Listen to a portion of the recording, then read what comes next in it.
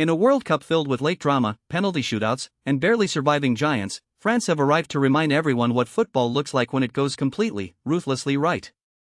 This is your World Cup update, and the story today is France, and they look almost impossible to stop. 3 weeks into the FIFA World Cup 2026, the first knockout round delivered chaos at nearly every turn. Brazil, Canada, and Norway all needed goals in the dying minutes just to stay alive. Morocco and Paraguay had to endure the lottery of penalty kicks. While all of that was unfolding, France walked onto the MetLife Stadium pitch and proceeded to dismantle Sweden with the kind of calm, clinical authority that makes the rest of the tournament feel like a formality. France entered this tournament as favorites, and everything since has only reinforced that status. In the group stage, they won all 3 games, a feat matched only by Argentina and Mexico. They scored 10 goals, a number equaled only by the Netherlands and Germany, both of whom have since been eliminated. Tuesday night's performance against Sweden was the most dominant yet. Sweden, a side that featured 7 regular Premier League players in their starting 11, were taken apart. France had 25 shots on goal, 12 of them on target.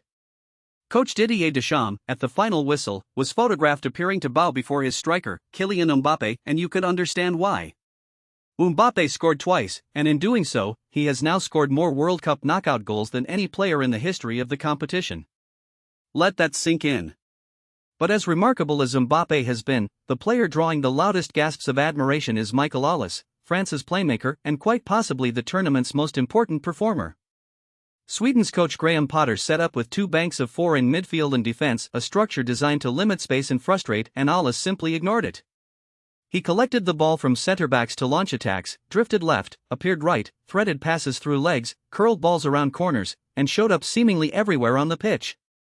His touch map by the end of the game, as one reporter noted, looked like a toddler's first encounter with painting. Flanked by Ousmane Dembélé on the right and Bradley Barcola on the left, with Mbappé cutting through the middle, Olise operated as the spider at the center of France's web. Thierry Henry, himself one of France's greatest ever players and Olise's former coach at the 2024 Olympics, put it best. Henry said that if Mbappé is France's MVP, then Olise is their MIP, most important player.